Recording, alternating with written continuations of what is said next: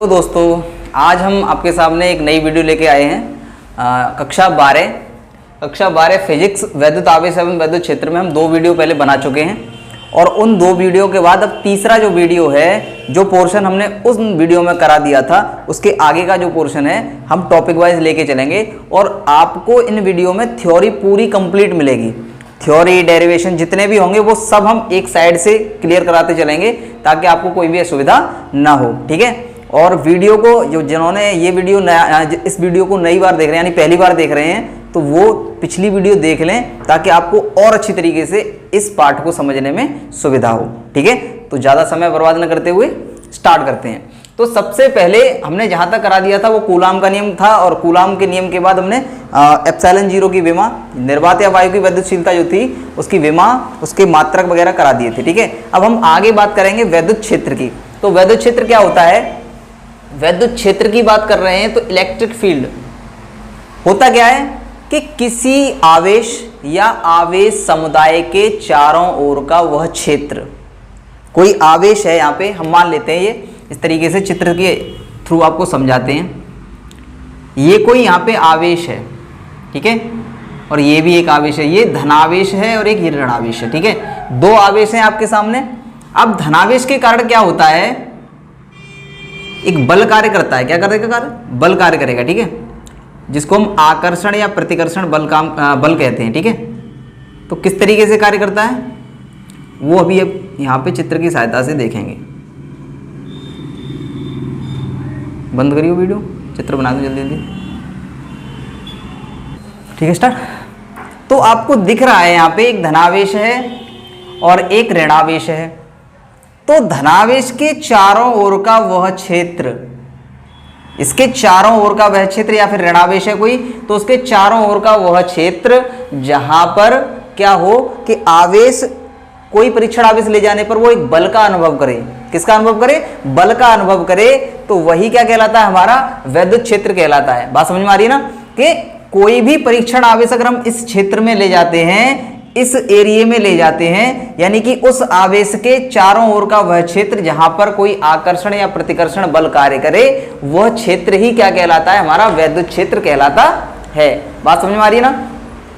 या फिर इस इतने एरिया हैं, जो एरिया दिख रहा है आपको, ये एरिया जो दिख रहा है आपको, इसके अंदर अगर हम कोई परीक्षण आवेश ले जाएं तो वो परीक्षण आवेश एक बल का अनुभव करे, तो वो क्षेत्र जो होता है, वो क्षेत्र जो होता है उसी को हम क्या कहते हैं? उसी को हम वैद्युत क्षेत्र कहते हैं। बात समझ में आ रही है ना क्लियरली? एक बार और समझा देते हैं कि कोई आवेश है और उस आवेश के चारों ओर का वह क्षेत्र जहां पर क्या हो, कोई परीक्षण आवेश ले जाने पर वह परीक्षण आवेश बल का अनुभव करे। वो बल आकर्षण बल भी हो सकता है, वो बल प्रतिकर्षण बल भी हो सकता है। ये डिपेंड करेगा कि वो आवेश जो है वो धनावेश है या आवेश ऋणावेश है। बात समझ में आ रही है ना? तो आवेश के, किसी आवेश के चारों ओर का वह क्षेत्र जहां पर कोई परीक्षण आवेश ले जाने पर वह परीक्षण आवेश बल का अनुभव करे, वही क्या कहलाता है? उसका वैद्युत क्षेत्र कहलाता है। चारों ओर का एक क्षेत्र होना चाहिए। ठीक है। जितने में हम क्या करें, वैद्युत क्षेत्र में एक आकर्षण और प्रतिकर्षण बल का अनुभव कर सके, वही क्षेत्र हमारा वैद्युत क्षेत्र कहलाता है। बात समझ में आ रही है ना? चलो इसकी परिभाषा हम लिखते हैं अभी। तो बात करेंगे परिभाषा की, क्या है कि किसी आवेश या आवेश समुदाय के चारों ओर का वह क्षेत्र, किसी आवेश या आवेश समुदाय के चारों ओर का वह क्षेत्र जिसमें कोई अन्य परीक्षण आवेश ले जाने पर वह परीक्षण आवेश एक बल का अनुभव करता है, क्या कहलाता है? वैद्युत क्षेत्र कहलाता है। बल का मतलब वो आकर्षण प्रकृति का भी हो सकता है, प्रतिकर्षण प्रकृति का भी हो सकता है। अब कैसे कि यदि वो धनावेश है तो बल जो होगा वो कैसा होगा? प्रतिकर्षण प्रकृति का होगा। कैसा होगा? प्रतिकर्षण प्रकृति का। और यदि वो धनावेश है तो वो कैसा होगा? आकर्षण प्रकृति का होगा। बात समझ में आ रही है ना? तो कोई भी किसी आवेश को या आवेश समुदाय के उसके क्षेत्र के कोई आवेश है, उस आवेश या आवेश समुदाय के चारों ओर के उस क्षेत्र को जहां पर कोई परीक्षण आवेश ले जाने पर वह परीक्षण आवेश आकर्षण या प्रतिकर्षण बल का अनुभव करता है, वही क्या कहलाता है? वैद्युत क्षेत्र कहलाता है। ठीक है। बात समझ में आ रही है अच्छी तरीके से? अब एक चीज और समझ लें अच्छी तरीके से कि जो बल कार्य करता है, बल जो कार्य करता है वो बल वैद्युत क्षेत्र की दिशा में कार्य करता है। किसमें काम करता है? वैद्युत क्षेत्र की दिशा में। तो जब कोई आवेश है, आवेश अगर अपने क्षेत्र में, यानी आवेश जो है उस वैद्युत क्षेत्र में घूमने के लिए अगर स्वतंत्र हो, आवेश अपने वैद्युत क्षेत्र में घूमने के लिए स्वतंत्र हो तो वह बल की दिशा में गति करता है। किस दिशा में गति करता है? बल की दिशा में गति करता है, यानी बल जिस दिशा में लग रहा होगा उसी दिशा में वो कण जो है, आवेश जो है वो गति करने लगेगा। ठीक है, आगे कुछ इंपॉर्टेंट बातें हैं वो भी हम आपको यहीं लिखाते हैं। ठीक है, देखो एक महत्वपूर्ण पॉइंट है इसमें कि यदि वैद्युत क्षेत्र में रखा आवेश वैद्युत क्षेत्र में चलने के लिए स्वतंत्र हो, यदि वैद्युत क्षेत्र में रखा आवेश वैद्युत क्षेत्र में चलने के लिए स्वतंत्र हो तो क्या होता है? वो बल की दिशा में चलने लगता है। ठीक है, बल की दिशा में चलने लगता है। और यदि बल की दिशा निरंतर बदल रही है, क्या हो रहा है? बल जो है निरंतर बदल रहा है, बल की दिशा जो है वो निरंतर बदल रही है, तो आवेश की दिशा भी निरंतर बदलेगी और वो बदलती ही रहेगी। ठीक है, अर्थात आवेश जो है वो सीधा न चल के क्या करेगा? एक वक्राकार पथ पर चलेगा। किस पर चलेगा? वक्राकार, मतलब टेढ़ी मेढ़ी गति करने लगेगा। ठीक है, तो यहाँ पे ये लिखा हुआ है, इंपॉर्टेंट नोट्स है, इसको अच्छी तरीके से आप नोट भी कर लें। और हम एक एक करके आपको थ्योरी का एक एक टॉपिक लिखाते चल रहे हैं इसीलिए, ठीक है, ताकि आपको असुविधा ना हो। तो देखेंगे यदि वैद्युत क्षेत्र में रखा आवेश वैद्युत क्षेत्र में चलने के लिए स्वतंत्र हो तो वो बल की दिशा में चलने लगता है। ठीक है, बल की दिशा में चलेगा। अब और यदि बल की दिशा निरंतर बदल रही है तो क्या होगा? तो आवेश के चलने की दिशा भी बदलती जाएगी। ठीक है, बात करेंगे हम अगले टॉपिक की। ठीक है, चलो अगला टॉपिक है हमारा वैद्युत बल रेखाएं, electric line of force. Electric line of force होती क्या है? वैद्युत बल रेखाएं क्या होती हैं कि वैद्युत क्षेत्र में अगर कोई परीक्षण आवेश स्वतंत्रता पूर्वक छोड़ा जाता है, वैद्युत क्षेत्र में यदि कोई परीक्षण आवेश स्वतंत्रता पूर्वक छोड़ दिया जाता है तो वो जिस पथ पर चलता है या जिस मार्ग का अनुसरण करता है वो मार्ग ही क्या कहलाता है? वैद्युत बल रेखा कहलाता है। बात समझ में आ रही ना? क्या होता है कि कोई वैद्युत क्षेत्र है, ये हमारा वैद्युत क्षेत्र है, इस वैद्युत क्षेत्र में कोई परीक्षण आवेश हमने इस तरीके से यहाँ पे छोड़ दिया। ठीक है, तो ये परीक्षण आवेश हमने यहाँ पे छोड़ दिया, ये Q परीक्षण आवेश है या Q0 मान लेंगे इसको, ये Q0 परीक्षण आवेश है। ये जिस पथ पर चलता है, जिस पथ पर चलता है, जिस मार्ग पर चलता है वो मार्ग ही हमारा क्या कहलाता है? वो मार्ग ही हमारा बल रेखा कहलाता है। क्या कहलाता है? बल रेखा कहलाता है। बात समझ में आ रही ना? तो जिस पथ पर परीक्षण आवेश वैद्युत क्षेत्र में चलता है उस मार्ग को, उस पथ को ही हम क्या कहते हैं? वैद्युत बल रेखा कहते हैं। समझ में आ रही ना क्लियरली? अब इसकी परिभाषा हम लिखते हैं यहाँ पे। ठीक है, देखते हैं परिभाषा क्या कहती है इसकी कि किसी वैद्युत क्षेत्र में स्वतंत्रता पूर्वक छोड़ा गया धन परीक्षण आवेश जिस मार्ग का अनुसरण करता है, अर्थात जिस मार्ग पर चलता है वो मार्ग ही क्या कहलाता है? उस क्षेत्र की वैद्युत बल रेखाएं कहलाता है। बात समझ में आ रही ना क्लियर? कि कोई परीक्षण आवेश जो होता है किसी वैद्युत क्षेत्र में स्वतंत्रता पूर्वक छोड़ दिया जाए तो क्या करता है? वो जिस मार्ग पर चलने लगता है, जिस पथ पर वो चलता है वो पथ ही क्या कहलाता है? वैद्युत बल रेखाएं कहलाता है। बहुत सिंपल सी परिभाषा है। ठीक है, समझ में भी आ रही होगी। अब हम बात करेंगे वैद्युत बल रेखाओं के गुणों की। ठीक है, वैद्युत बल रेखाओं के गुण। ठीक है, वैद्युत बल रेखाओं के गुण क्या क्या होते हैं वो हमने यहाँ पे सभी राइट डाउन कर दिए हैं, लिख दिए हैं, ताकि आपको समझ में भी आ जाए और थ्योरी को आप नोट भी कर सकें। ठीक है, तो देखेंगे पहला गुण क्या कह रहा है कि वैद्युत बल रेखाओं के किसी बिंदु पर खींची गई स्पर्श रेखा उस बिंदु पर वैद्युत क्षेत्र की परिणामी दिशा को प्रदर्शित करती है। पहला गुण क्या है इसका कि वैद्युत बल रेखाओं के किसी बिंदु पर खींची गई स्पर्श रेखा उस बिंदु पर वैद्युत क्षेत्र की परिणामी दिशा को प्रदर्शित करती है। बात समझ में आ रही ना? इसी तरीके से दूसरा क्या है कि दो बल रेखाएं कभी भी एक दूसरे को नहीं काट सकती हैं। यदि काटती तो कटान बिंदु पर दो स्पर्श रेखाएं खींची जा सकती थी, जो कि असंभव है। ठीक है ना? दो स्पर्श रेखाएं हो जाएंगी तो फिर वहां पे क्या हो जाएगा? बल रेखाएं एक दूसरे को नहीं काट सकती। ठीक है, आगे दूसरा, वैद्युत बल रेखाएं सदैव धन आवेश से चलकर ऋण आवेश की ओर चलती हैं। यानी कि ये धनावेश है हमारा और ये हमारा ऋणावेश है। ठीक है, तो वैद्युत बल रेखाएं हमेशा क्या करती हैं? धन सिरे से निकलती हैं और ऋण सिरे में खत्म हो जाती हैं। धन सिरे से चलती हैं कि ऋण सिरे में खत्म हो जाती है। इसी तरीके से धन सिरे से चढ़ती हैं और ऋण सिरे में खत्म हो जाती है। तो वैद्युत बल रेखाओं की दिशा जो होती है वो हमेशा धन सिरे से ऋण सिरे की ओर होती है, यानी धन सिरे से चलकर वो ऋण सिरे पर समाप्त हो जाती है। बात समझ में आ रही है? अच्छा, अगला नियम हमारा क्या कह रहा है? अगला नियम कह रहा है कि वैद्युत बल रेखाएं सदैव खुले वक्र होती हैं। अर्थात खुले वक्र होने का मतलब क्या होता है कि वो हमेशा, जैसे यहाँ पे कोई आवेश है, ये प्लस आवेश है तो क्या होता है, और ये माइनस का आवेश है, जब भी धन सिरे से ऋण सिरे पर खत्म होंगी तो इस तरीके से वक्र जो होंगे इनके क्या रहते हैं, हमेशा खुले वक्र रहते हैं। ठीक है ना, यानी कि जो लाइनें हमारी टेढ़ी मेढ़ी होती हैं ये हमेशा किस तरीके की होती है, खुले वक्र होती हैं। ठीक है, ये जो रेखाएं होती हैं वो किस तरीके की होती हैं, खुले वक्र। अगले नियम की बात करेंगे, ये खिंची हुई लचकदार डोरी की तरह लंबाई में सिकुड़ने का प्रयास करती हैं। क्या करती है, लंबाई में सिकुड़ने का प्रयास करती है। इसी कारण विपरीत आवेशों में क्या होता है, आकर्षण होता है। ठीक है, और लास्ट हमारा गुण है कि ये रेखाएं अपनी लंबाई की लंबवत दिशा में एक दूसरे से दूर हटने का प्रयास करती है। दूर हटती हैं तो इसी कारण से समान आवेशों में प्रतिकर्षण होता है। बात समझ में आ रही है अच्छी तरीके से? ठीक है, चलो अब आगे अगले टॉपिक की बात करते हैं। ठीक, चलो तो अगले टॉपिक की बात करेंगे, क्या है, वैद्युत क्षेत्र की तीव्रता, इंटेंसिटी ऑफ इलेक्ट्रिक फील्ड। क्या होती है कि किसी वैद्युत क्षेत्र में किसी बिंदु पर रखे परीक्षण आवेश तथा उस परीक्षण आवेश पर लगने वाले बल की निष्पत्ति को क्या कहते हैं, उस बिंदु पर वैद्युत क्षेत्र की तीव्रता कहते हैं।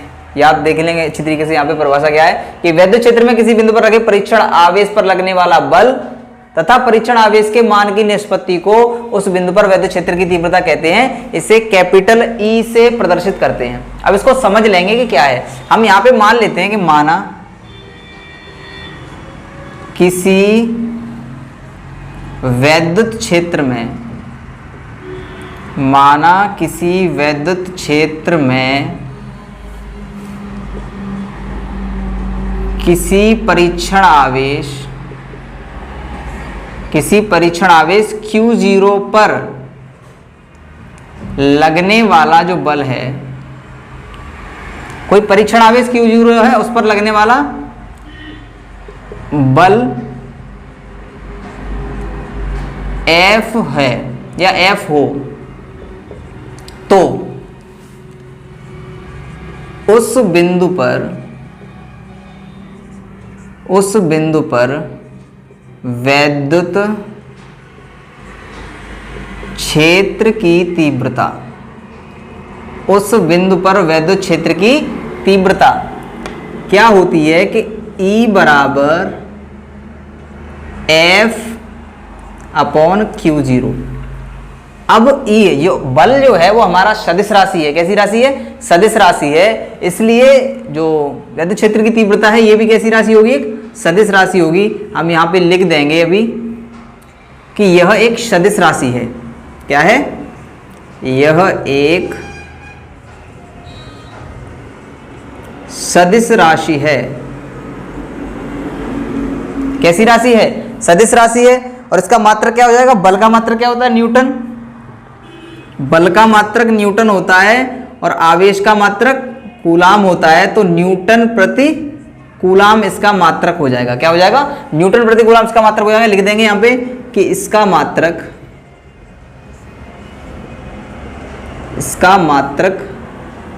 न्यूटन प्रति कूलाम होता है। इतनी बात आपको समझ में आ रही है अच्छी तरीके से, है ना? ये टॉपिक अच्छी तरीके से समझ में आ गया। वैद्युत क्षेत्र की तीव्रता क्या क्या क्या होती है। बहुत सारे बच्चों को यही चीज समझ में नहीं आती कि वैद्युत क्षेत्र की तीव्रता होती क्या है। तो बल, कोई परीक्षण आवेश किसी बिंदु पर किसी वैद्युत क्षेत्र में रखा हुआ है, कोई परीक्षण आवेश किसी बिंदु पर किसी वैद्युत क्षेत्र में रखा हुआ है और उस परीक्षण आवेश पर जो बल लगता है, उस बल और परीक्षण आवेश का जो मान होता है, उन दोनों का अनुपात जो है वही क्या कहलाता है, उस बिंदु पर वैद्युत क्षेत्र की तीव्रता कहलाता है। अर्थात E बराबर F अपॉन Q0। बात समझ में आ रही है ना अच्छी तरीके से? तो ये आपकी वैद्युत क्षेत्र की तीव्रता का टॉपिक पूरी तरीके से समाप्त हो गया। ठीक है, आगे हम बात करेंगे अगले टॉपिक की। चलो, वैद्युत क्षेत्र में किसी आवेशित कण पर लगने वाला बल। ठीक है, चलो देखते हैं। तो टॉपिक हमारा अगला जो कह रहा था, वैद्युत क्षेत्र में किसी आवेशित कण पर लगने वाला जो बल है वो निम्न सूत्र की सहायता से हम ज्ञात कर सकते हैं। होता क्या है कि वैद्युत क्षेत्र में किसी वैद्युत क्षेत्र की तीव्रता अगर E है, E ज्ञात होने पर किसी आवेश के ऊपर लगने वाला बल अगर F है, हमको ज्ञात करना है, निकालना है। तो किस तरीके से निकालेंगे, F बराबर Q इंटू E। अगर धनावेश के कारण बल लग रहा है तो वो क्षेत्र की दिशा में, और ऋणावेश के कारण जो बल लगता है वो क्षेत्र की नहीं, धनावेश पर बल जो होता है क्षेत्र के बाहर की ओर, ठीक है ना, बाहर की दिशा में, और ऋणावेश के कारण जो बल लगता है वो क्षेत्र की ओर लगता है। ठीक है, बात समझ में आ रही है ना अच्छी तरीके से। चलो अगले टॉपिक की बात करेंगे हम अब आगे। तो अगला हमारा टॉपिक है और डेरिवेशन है किसी बिंदु आवेश के कारण किसी बिंदु पर वैद्युत क्षेत्र की तीव्रता, यानी कि बिंदु आवेश के कारण वैद्युत क्षेत्र की तीव्रता ज्ञात करना, उसका डेरिवेशन है, उसको समझेंगे अच्छी तरीके से। अगर आप ध्यान देंगे बोर्ड पे तो आपको ये टॉपिक बहुत अच्छी तरीके से समझ में आएगा और इंपॉर्टेंट भी बहुत ज़्यादा है। वैद्युत क्षेत्र की तीव्रता देखेंगे किसी बिंदु आवेश के कारण। तो यहाँ पे हम मान लेंगे कि माना कोई क्यू आवेश, माना कोई क्यू आवेश या प्लस क्यू आवेश जो है ये बिंदु O है, बिंदु O पर स्थित है।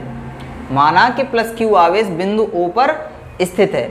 इस प्लस क्यू आवेश के कारण उत्पन्न वैद्युत क्षेत्र में बिंदु O से स्मॉल r मीटर की दूरी पर एक बिंदु P है। बात समझ में आ रही है कि बिंदु O पर कोई प्लस क्यू आवेश रखा हुआ है और इस प्लस क्यू आवेश के कारण उत्पन्न वैद्युत क्षेत्र में बिंदु O से स्मॉल r मीटर की दूरी पर एक बिंदु P है, जिस पर हमें वैद्युत क्षेत्र की तीव्रता ज्ञात करनी है। ठीक है, बात समझ में आ रही है ना क्लियरली। क्या है कि एक बिंदु O रखा हुआ है और O पर प्लस क्यू आवेश रखा हुआ है। प्लस क्यू आवेश के कारण उत्पन्न वैद्युत क्षेत्र में बिंदु O से स्मॉल r मीटर की दूरी पर एक बिंदु P है, जिस पर हमें वैद्युत क्षेत्र की तीव्रता ज्ञात करनी है। इसके लिए क्या करेंगे, इसके लिए माना हमने, इसके लिए मान लेंगे कि माना बिंदु P पर एक परीक्षण आवेश Q0 रखा हुआ है। क्या रखा हुआ है? Q0। ठीक है, तो Q0 रखा हुआ है तो इस Q0 पर लगने वाला जो बल है वो हम कूलाम के नियम से, यानी इस पूरे निकाय में ये पूरा जो बन गया है आपका सिस्टम, उस सिस्टम पे जो लगने वाला बल है वो किसके हिसाब से निकालेंगे? कूलाम के नियम से। अब देखते हैं सबसे पहले इसका डेरिवेशन क्या किस तरीके से बनेगा। तो देख लेंगे सबसे पहले कि माना, यहाँ हम लिख दे रहे हैं, सब पूरा डेरिवेशन एकदम अच्छी तरीके से करेंगे प्रॉपर वे में। ठीक है, तो माना प्लस क्यू आवेश, माना कि ये प्लस क्यू आवेश के परावैद्युतांक वाले माध्यम में, के परावैद्युतांक वाले माध्यम में बिंदु O पर स्थित है। इतनी बात क्लियरली आपको समझ में आ रही होगी। जो चित्र में हमने किया है वही यहाँ पे हम लिख रहे हैं, क्या कि प्लस क्यू आवेश के परावैद्युतांक वाले माध्यम में बिंदु O पर स्थित है। ठीक है, इसके कारण उत्पन्न वैद्युत क्षेत्र में, इसके कारण उत्पन्न वैद्युत क्षेत्र में बिंदु O से स्मॉल r मीटर की दूरी पर, यानी स्मॉल r दूरी पर, ठीक है, यार मीटर नहीं लिख रहे हम यहाँ पे, स्मॉल r दूरी पर एक बिंदु P है, जिस पर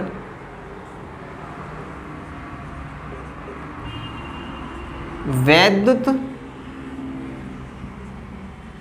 क्षेत्र की तीव्रता ज्ञात करनी है।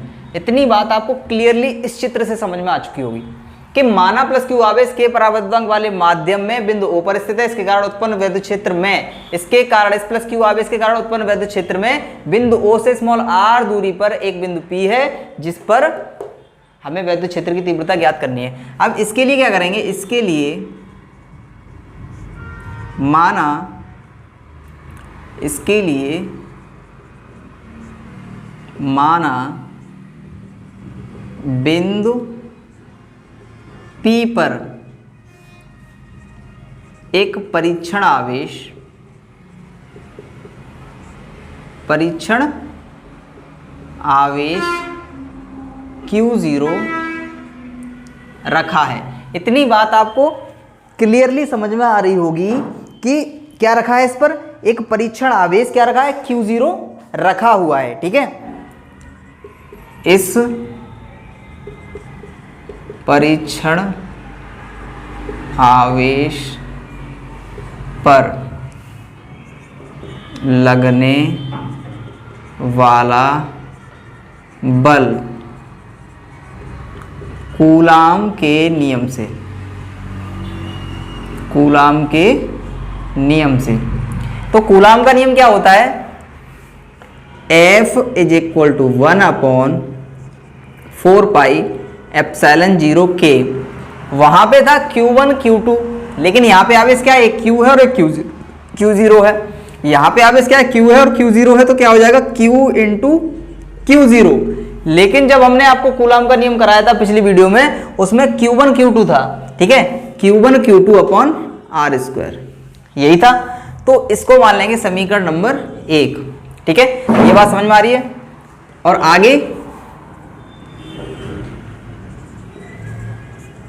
इस बल के कारण बिंदु P पर उत्पन्न वैद्युत क्षेत्र की तीव्रता, अभी वैद्युत क्षेत्र की तीव्रता कराई थी हमने, तो E बराबर क्या हो जाएगी, F अपॉन Q0। ये बात समझ में आ रही है। अब यहाँ पे F का मान जो है, इस समीकरण से F का मान ये जो है वो यहां रख देंगे हम। ठीक है, तो क्या हो जाएगा, E बराबर 1/4πε0K into Q0 upon R², बटे में क्या है Q0, ये Q0 से Q0 कट जाएगा। ठीक है, तो यहां तक आपको बात समझ में आ रही है। जब Q0 से Q0 कट जाएगा तो क्या बचेगा, E बराबर 1/4πε0K Q अपॉन R²। ठीक है, ये बात आपको समझ में आ रही है अच्छी तरीके से।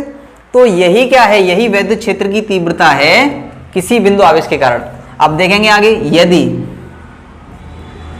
माध्यम निर्वात या वायु हो, यदि माध्यम जो है निर्वात या वायु हो, तो K बराबर क्या हो जाएगा, 1 हो जाएगा। अर्थात E बराबर हो जाएगा 1/4πε0Q अपॉन R²। यही क्या होती है, यही बिंदु आवेश के कारण किसी बिंदु पर वैद्युत क्षेत्र की तीव्रता क्या व्यंजक होता है, यही व्यंजक होता है, यही इसका निगमन है। तो बात समझ में आ रही है, किसी बिंदु आवेश के कारण वैद्युत क्षेत्र की तीव्रता क्या होती है, E बराबर 1/4πε0Q अपॉन R²। यही किसी बिंदु आवेश के कारण किसी बिंदु पर वैद्युत क्षेत्र की तीव्रता होती है। समझ में आ रही बात। तो दोबारा से इसको समझ लेंगे कि क्या होता है कि माना प्लस Q आवेश के परावैद्युतांक वाले माध्यम में बिंदु O पर स्थित है।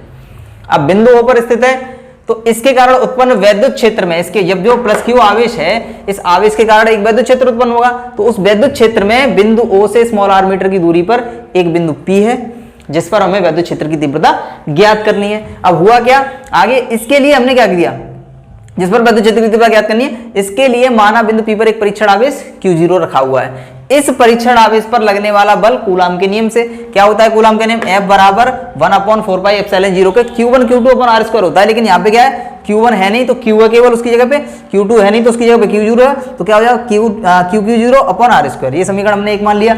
इस बल के कारण उत्पन्न, इस बल के कारण बिंदु P पर वैद्युत क्षेत्र की तीव्रता कितनी हो जाएगी, E बराबर F अपॉन Q0, E बराबर F अपॉन Q0। और F का जो मान है वो हमने समीकरण 1 से इसमें लगा दिया।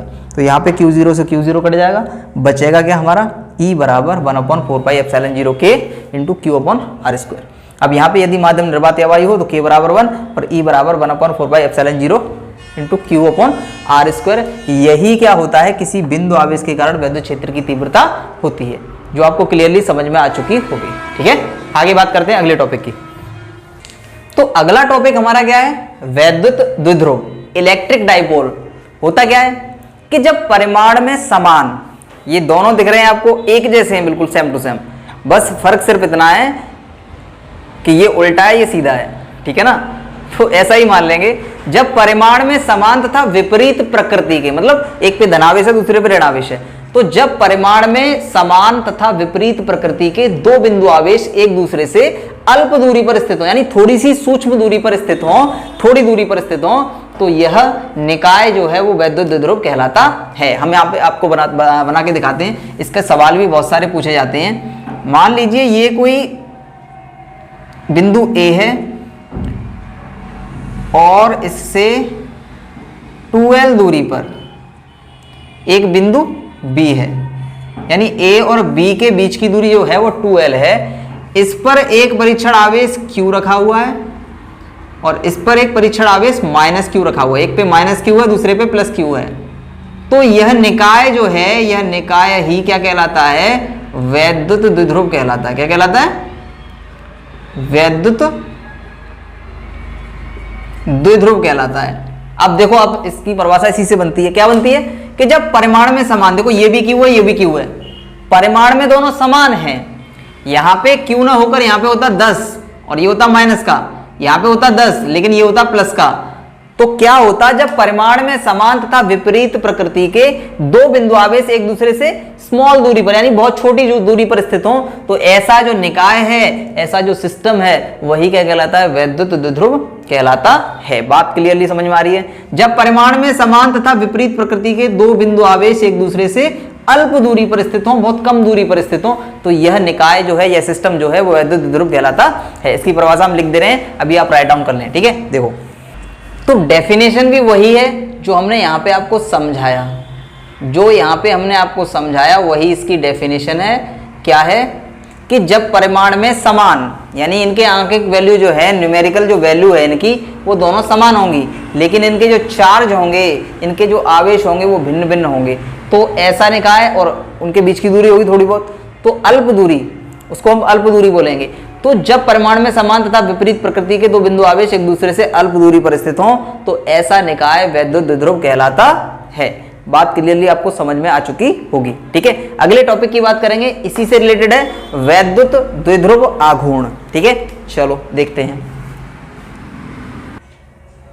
तो वैद्युत द्विध्रुव आघूर्ण क्या होता है? Electric dipole movement. क्या होता है? यही होता है। ठीक है, बस आपको समझना है केवल, वैद्युत द्विध्रुव के किसी एक आवेश, ठीक है, एक आवेश तथा दोनों आवेशों के बीच की दूरी के गुणनफल को ही हम कहते हैं वैद्युत द्विध्रुव आघूर्ण। बात समझ में आ रही है ना? वैद्युत द्विध्रुव के किसी एक आवेश, यानी कोई सा एक आवेश ले लें हम और उन दोनों के बीच की दूरी ले लें एक, उन दोनों का गुणनफल करा दें, वही क्या कहलाता है? वही वैद्युत द्विध्रुव आघूर्ण कहलाता है। बात समझ में आ रही है? अर्थात यहां पे हम लिख सकते हैं कि वैद्युत द्विध्रुव आघूर्ण, वैद्युत द्विध्रुव आघूर्ण जो होता है वो क्या होता है हमारा? एक आवेश गुणा दोनों आवेशों के बीच की दूरी, दोनों आवेशों के बीच की दूरी, यही क्या कहलाता है? हमारा वैद्युत द्विध्रुव आघूर्ण कहलाता है। इसे P से प्रदर्शित करते हैं, अर्थात P बराबर Q, कोई सा एक आवेश ले लिया हमने, प्रकृति नहीं देखते हैं, इंटू 2l, तो यही यहाँ पे क्या कहलाएगा? वैद्युत द्विध्रुव आघूर्ण कहलाएगा। बात समझ में आ रही है? इसकी डेफिनेशन भी हम लिख दे रहे हैं यहाँ पे, तो आप देखेंगे। ठीक है, चलो, तो अभी आपको डेफिनेशन हमने बता ही दी है कि क्या होता है वैद्युत द्विध्रुव कि किसी एक आवेश तथा दोनों आवेशों के बीच की दूरी के गुणनफल को वैद्युत द्विध्रुव आघूर्ण कहते हैं। इसे P से प्रदर्शित करते हैं। यह एक सदिश राशि है, इसका मात्रक कूलम मीटर होता है। कूलम मीटर किससे बन जाएगा? इसी से बन जाएगा। ये दूरी है L का मात्रक दूरी का मात्रक क्या होता है? मीटर होता है, और आवेश का कूलम होता है, तो कूलम मीटर इसका मात्रक हो जाएगा, और विमा इसकी ATL होती है। बात समझ में आ रही है ना? तो यही पूरा आपका वैद्युत द्विध्रुव और वैद्युत द्विध्रुव आघूर्ण पूरी तरीके से खत्म हो चुका है। ठीक है, तो ये आपको समझ में आया है। तो हमें वीडियो में कमेंट करें, कमेंट करने के बाद बताएं हमें कि भाई ये वीडियो में अच्छा लगा है तो हम आगे भी वीडियो बनाएं, या पिछली वीडियो आपको पसंद आ रही हैं उनमें भी कमेंट करें, लाइक करें वीडियो को। ठीक है, ताकि हम चैनल को इम्प्रूवमेंट और गति प्रदान कर सकें, थोड़ी और तेज़ी के साथ हम वीडियो बनाएं। ठीक है, तो इसी के साथ धन्यवाद।